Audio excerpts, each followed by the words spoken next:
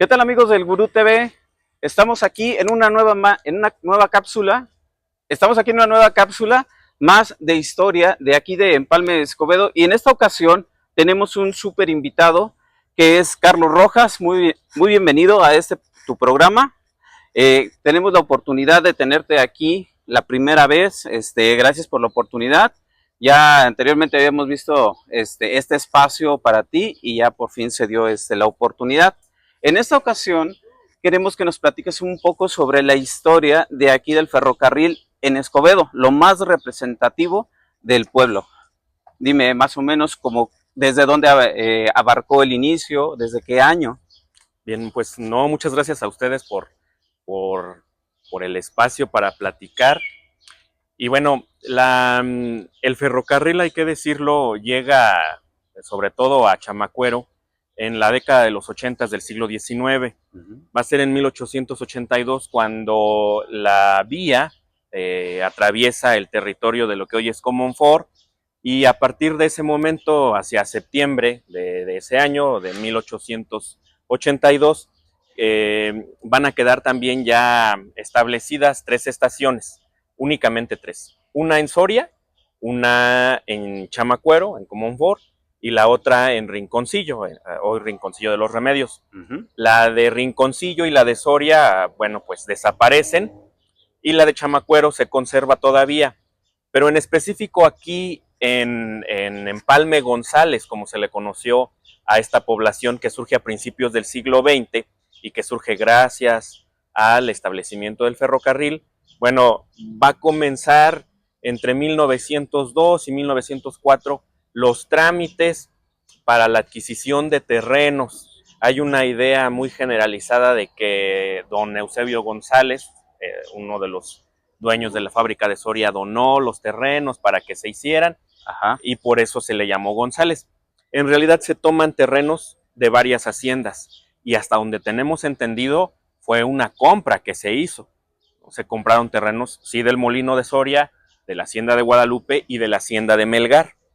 Con esas tierras pues ya queda un buen territorio, y va a dar paso a que hacia 1904 se quede ya establecida una estación, los talleres, unos patios de maniobras, y va a ser Empalme porque, bueno, dicen o nos dice la gente de manera muy coloquial, porque se empalman las vías, o sea, porque hay más vías, ¿no? Porque hay más vías y se unen, como tú lo dices, más con más lugares.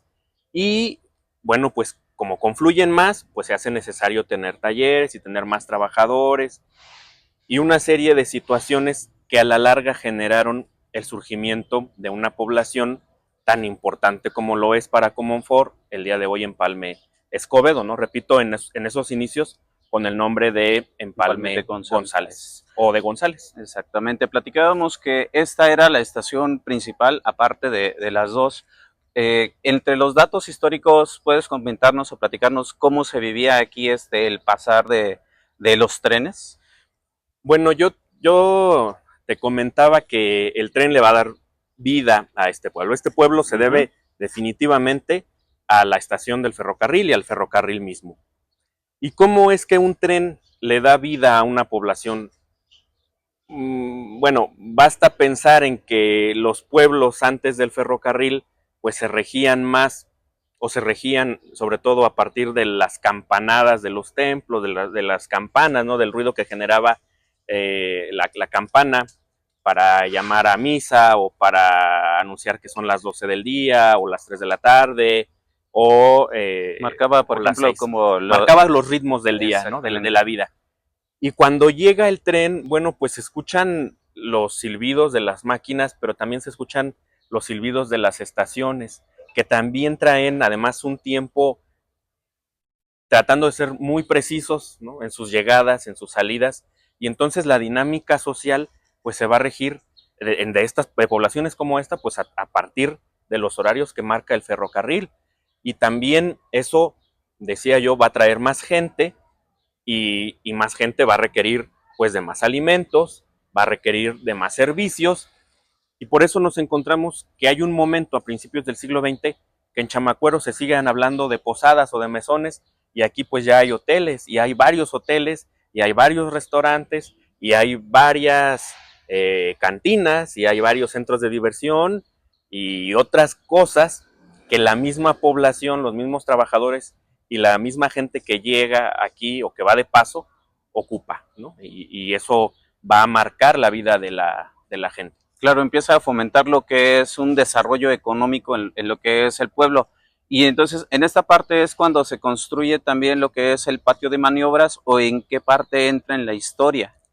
Bueno, en realidad estaría mintiendo si te digo una fecha, pero el patio de maniobras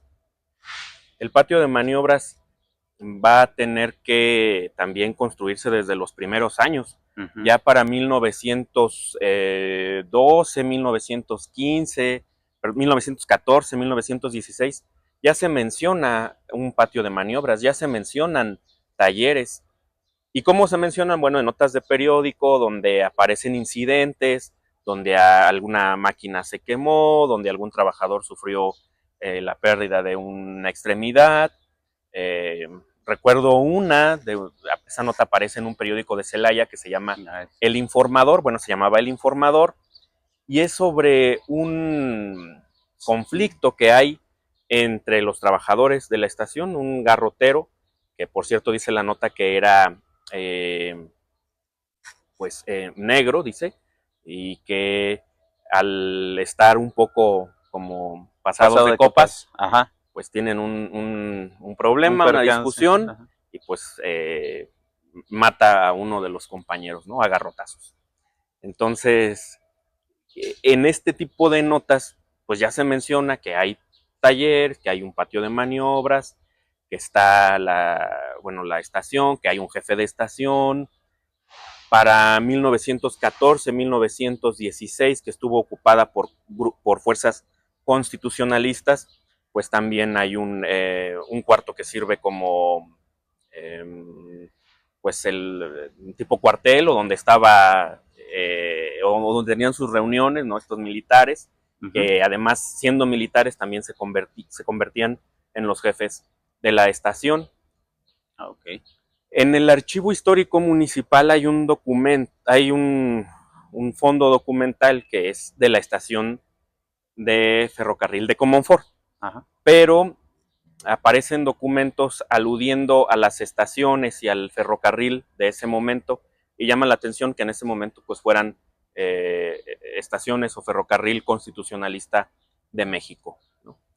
Hay otra nota muy interesante de 1915, de febrero me parece, marzo, no me acuerdo bien, pero es de 1915, previo a las batallas de Celaya, en donde el jefe militar de esta estación está mandándole un telegrama a Jesús Carranza, hermano de Venustiano Carranza, donde pues le hace de su conocimiento que han bloqueado las vías, que las han levantado para evitar así el paso también de los grupos de villistas, que también utilizaron el ferrocarril para moverse.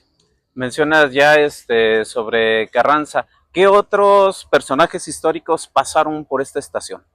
Bueno, sabemos que a finales de 1915 Carranza estuvo aquí en esta estación, pasó la noche en el mismo tren donde él viajaba, pues eran los trenes presidenciales que estaban llenos de lujos, ¿no? Estaban acomodados para todas las necesidades del presidente y de su comitiva. Pasa la noche aquí, en la mañana se va a Soria, lo invitan los trabajadores de Soria a que revise los talleres, a que revise los telares, porque estaban parados por una huelga. Y la nota del periódico dice que él pues da instrucciones para que comiencen los trabajos inmediatamente, ¿no? Desconozco si eso sucede, él da la indicación, quién sabe si se haya acatado o cuánto tiempo tardó en acatarse, porque bueno, son procesos. Sabemos que Soria pues sí siguió trabajando.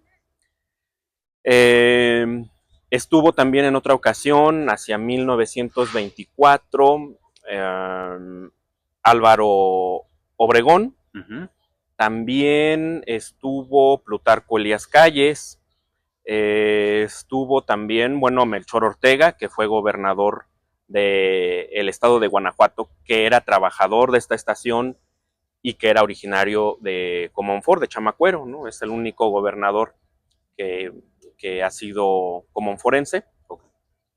Estuvo luego en el 1945, Miguel Alemán Valdés, cuando inauguró aquella parte de los talleres. Ajá. De hecho, hay una foto muy, muy bonita que tomaron en ese momento.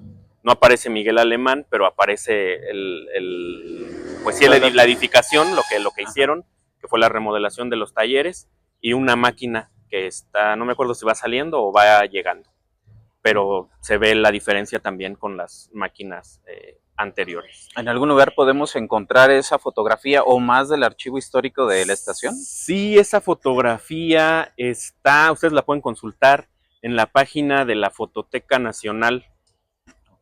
Ahí ustedes ingresan, le ponen Empalme Escobedo o Empalme de González y esa fotografía les va a salir. Ustedes la pueden descargar y imprimir y pues colocar en algún marco en sus casas. Pero además existe un repositorio documental, un archivo más importante de ferrocarril a nivel nacional que está en Puebla, es el CEDIF.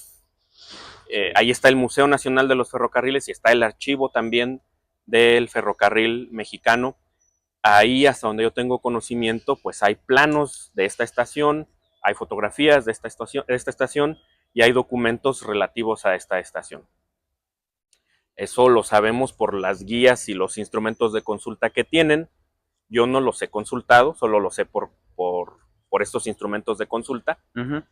Pero pues quien quiera puede darse una vuelta a Puebla, hacer su solicitud y bueno, pues poder consultar estos documentos de la historia del ferrocarril. Sin duda es un parteaguas que ha ocurrido aquí, más bien ocurrió aquí en el pueblo para incentivar todo lo que fue la cultura, los asentamientos, el inicio y el crecimiento de todo lo que fue Empalme de González o Empalme Escobedo ya en la actualidad. Y por último quisiera que me comentaras si tú tuviste alguna vez la oportunidad de viajar en tren. No, yo nunca tuve la oportunidad de viajar en tren. Recuerdo haberlos visto pasar por Comonfort, quizá fueron los últimos trenes de pasajeros hacia 1993, 94, y digo lo recuerdo porque eran azules, veía a la gente e incluso les decía uno adiós, ¿no? Algunos respondían el saludo, otros no, pero sí, yo creo que iba en el jardín de niños, más o menos. Sí, 1994, 95, por ahí. Algo que queda en la historia de nuestros recuerdos, algo que posiblemente pueda llegar a volver a ocurrir de nuevo. ¿Tú crees que eso pueda llegar a pasar? Mira, desconozco cómo van los procesos, pero independientemente de si creo que pueda volver a pasar o no, yo creo que serían viajes muy interesantes, serían viajes muy culturales, que disfrutaríamos muchísimo, ¿no? Porque si se van a usar las vías que ya están, pues se pasan por cañadas, se pasa por a un lado de tramos del Camino Real, se pasa por túneles, ¿no? Por cascadas, bueno, nuestro país está lleno de maravillas naturales y yo creo que eso pues sería muy gratificante para quien viajara en tren. Okay. Bueno amigos, hasta aquí esta cápsula del día de hoy. Vamos a seguir informando más y trayendo más historia de aquí de Empalme Escobedo y de todas las localidades de Comonfort. Nos vemos a la siguiente y muchas gracias, Carlos. Muchas gracias a ustedes. Nos vemos.